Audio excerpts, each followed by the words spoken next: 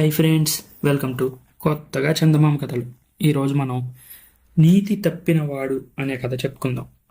పూర్వం ఒకప్పుడు మణిపురి రాజ్యాన్ని శశాంకుడనే రాజు పరిపాలించేవాడు. అతను తన రాజ్యంలో ధర్మాన్ని 4 పాదాలా నడుపుతూ పాలన సాగిస్తున్నాడు.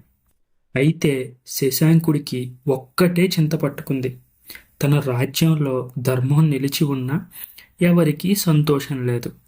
తెల్లవారింది మొదలు చీకటి పడే వరకు ఎవరి పనులు వాళ్ళు చక్కబెట్టుకుపోతూ ఉంటారు. కానీ ఎవ్వరి మొహాన చిరునవ్వు అనేదే కనపడదు. ప్రజల్ని సంతోషపెట్టడానికి ఏం చెయ్యాలా అని శశాంకుడు తీవ్రంగా ఆలోచించసాగాడు. ఎన్నో ప్రయత్నాలు చేశాడు, కానీ లాభం లేకపోయింది. రాజుకి విసిగెత్తింది. మంత్రికి 2 రోజులు గడువు ఇచ్చాడు. ఆ గడువు లోపల ప్రజల ముఖాల మీద చిరునవ్వు కనపడకపోతే మంత్రి మెడ మీద తలకాయ ఉండడానికి అస్సలు వీల్లేదన్నాడు. దీంతో మంత్రికి ఏం చేయాలో అస్సలు తోచలేదు. వెంటనే అడవిలోకి పారిపోయాడు. తోవలో అతనికి ఒక ముని కనిపించాడు. మంత్రి ఆయనకి సాష్టాంగపడి నమస్కారం చేశాడు. తన కష్టాన్ని నివారించగలడేమో అని ఆయన్ను రాజమహలుకు తీసుకువచ్చాడు. రాజు ఆ మునీశ్వరుడికి ఆతిథ్యం ఇచ్చాడు. తరువాత ఆ మహానుభావుడితో రాజు ఇలా అన్నాడు: మా రాజ్యంలో ఎవ్వరికీ సంతోషం లేదు. అందుచేత మాకు కూడా ఆనందం లేదు. అసలు మాకు ఈ జన్మలో సంతోషం అనేది లేనే లేదా మహాత్మా? మా బతుకులు ఇలా దుఃఖభరితంగా ముగిసిపోవాల్సిందేనా అని అడిగాడు. అందుకు మునీశ్వరుడు, లేకేం మహారాజా, నీ రాజ్యంలో ఏ ఒక్కరైనా నీతి తప్పి ఉన్నట్టయితే ఆ తర్వాత సంతోషం వెల్లివిరుస్తుంది అని చెప్పి ఆ ముని వెళ్ళిపోయాడు. ఈ మాటలు విని రాజు, మంత్రి మళ్ళీ అనేక ప్రయత్నాలు చేసి చూశారు. కానీ ప్రజల్లో ఏ ఒక్కరు కూడా ధర్మం తప్పేలా కనిపించలేదు.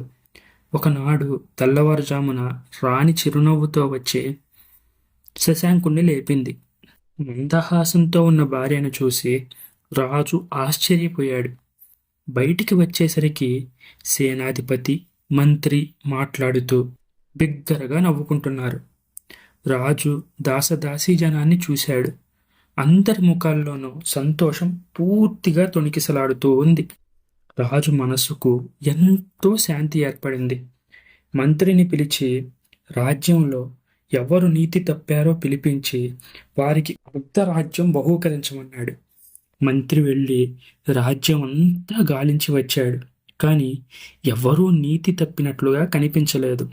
శశాంకుడు విదూషకుణ్ణి పిలిపించాడు. నువ్వు ఇన్నాళ్ళు మా సొమ్ము తింటూ కూర్చున్నావు, కానీ మన రాజ్యాన్ని, నన్ను, ఇందులో ఉన్న ప్రజల్ని నవ్వించిన పాపాన పోయావా? మన రాజ్యానికి నిన్న ఒక మునీశ్వరుడు వచ్చాడు.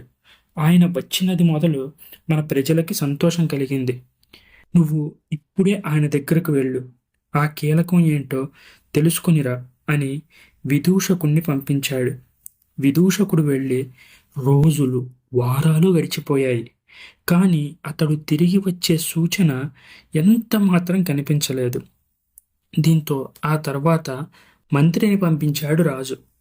వెళ్ళిన మంత్రి కూడా అస్సలు తిరిగి రాలేదు. అందువల్ల రాజే స్వయంగా బయలుదేరి మునీశ్వరుడి ఆశ్రమానికి వెళ్ళాడు. అయితే తక్కిన వారిలాగానే రాజు కూడా తిరిగి రాలేదు. రాజు కూడా తిరిగి రాకపోయేసరికి రాణికి కంగారు పట్టుకుంది. యువరాజును పంపిద్దామని అనుకుంది రాణి. కానీ ఉన్న ఒక్కగానొక్క కొడుకును కూడా పంపించి వేస్తే రాజ్యానికి పాలకులు ఎవరూ ఉంటారు కదా. అందుచేత అతన్ని కూడా పంపకుండా ఊరుకుంది. ఇక మణిపురి రాజ్యానికి పక్కనే ఒక సామంత రాజ్యం ఉంది. ఆ సామంతరాజు గొప్ప బలశాలి. సమయం దొరికితే శశాంకుడి మీద ఎదురు తిరుగుదామని చూస్తున్నాడు. ఇంకే, ఇప్పుడు అతను కోరిన సమయం కూడా వచ్చేసింది. చతురంగ బలంతో మణిపుర రాజ్యం మీదకి దండెత్తి వెళ్ళాడు. చేసేది ఏమీ లేక రాణి తన కొడుకును పంపించింది రాజుని తీసుకురమ్మని. యువరాజు మునీశ్వరుడి ఆశ్రమానికి వెళ్ళాడు. అక్కడ రాజు, ముని చదరంగం ఆడుతూ మంచి దీక్షలో ఉన్నారు. ఓడిపోయిన మంత్రి, విదూషకుడు ఒక పక్కన తెల్ల మొహాలతో చూస్తూ ఉన్నారు. యువరాజు ఆతురంతో సంగతి సందర్భాలన్నీ చెప్పాడు. వెంటనే తండ్రిని బయలుదేరమన్నాడు. కానీ రాజు, ఇంకొక 2 ఆటలు ఆడితేనే కానీ నేను ఇక్కడి నుంచి కదలలేనురా అన్నాడు. యువరాజుకి ఏం చెయ్యాలో అస్సలు తోచలేదు. అక్కడ తండ్రి సంగతి చూస్తే కదలి వచ్చేలా కనిపించలేదు. కానీ ఇక్కడ మాత్రం శత్రువులు కోటని చుట్టి వేశారు. అందుచేత తానే సైన్యాన్ని నడిపి స్వయంగా సామంతరాజుని ఎదిరించాడు. సామంతరాజుది చాలా గొప్ప సైన్యం. అతను కూడా మహాబలవంతుడు కనుక యువరాజును అతను చాలా సులభంగా ఓడించి ఖైదు చేశాడు. ఖైదీలుగా చిక్కకుండా తప్పించుకున్న కొందరు మణిపుర సైనికులు పోయి శశాంకుడితో ఈ వార్త చెప్పారు. ఈ వార్త చెవిన పడేసరికి రాజు ఒక్కసారిగా ఉగ్రుడయ్యాడు. సైన్యాన్ని మళ్ళీ కూడా తీసుకొని శత్రురాజు మీదకి నడిపాడు. యుద్ధతంత్రంలో శశాంకుడి నేర్పు చూసి సామంతరాజుకు హడలు పుట్టింది. వెనక్కి తిరిగి చూడకుండా పరిగెత్తాడు. వెంటనే శశాంకుడు కొడుకును చెర నుంచి విడిపించి తన నగరానికి చేరుకున్నాడు. రాజు సభ చేసి మునీశ్వరుడికి అర్ధరాజ్యం ఇవ్వబోయాడు. కానీ సౌఖ్యాలు వదులుకొని అడవుల్లో కందమూలాలు తిని బతికే మాకెందుకు మహారాజా ఈ రాజ్యాలు అవి అన్నాడు ముని. తర్వాత తన కర్తవ్యాన్ని మరచి చదరంగం ఆడుతూ కూర్చున్న మంత్రికి విదూషకుడికి ఉరిశిక్షలు విధించమన్నాడు శశాంక మహారాజు. మంత్రి గుండెల్లో రాయి పడింది. విదూషకుడైతే బెదిరిపోయాడు. కానీ బుద్ధిమంతుడు కనుక మంత్రి కాస్త ఆలోచించి తన చతురతతో ఇలా అన్నాడు. మహారాజా, నాది ఒక చిన్న మనవి.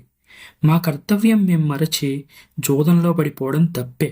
కానీ ఇక్కడ ప్రభువులు ఒక విషయాన్ని ఆలోచించవలసి ఉంది. అదేంటంటే రాజు ప్రజలకు తండ్రి వంటివాడు కావడం వల్ల రాజ్యాన్ని రక్షించవలసిన బాధ్యత మా ఇద్దరికంటే ప్రభువులకే ఎక్కువగా ఉంటుంది కదా. ఈ విషయం మీరు ఒక్కసారి ఆలోచించండి అన్నాడు. ఈ మాటలు విని రాజు ఒక్కసారిగా తెల్లబోయాడు. వెంటనే వారి తప్పులు క్షమించాం అని ప్రకటించాడు. ఇక ముందు ఎవ్వరూ ఈ విధంగా చదరంగం ఆడడానికి వీలు లేదని కూడా ప్రకటించాడు.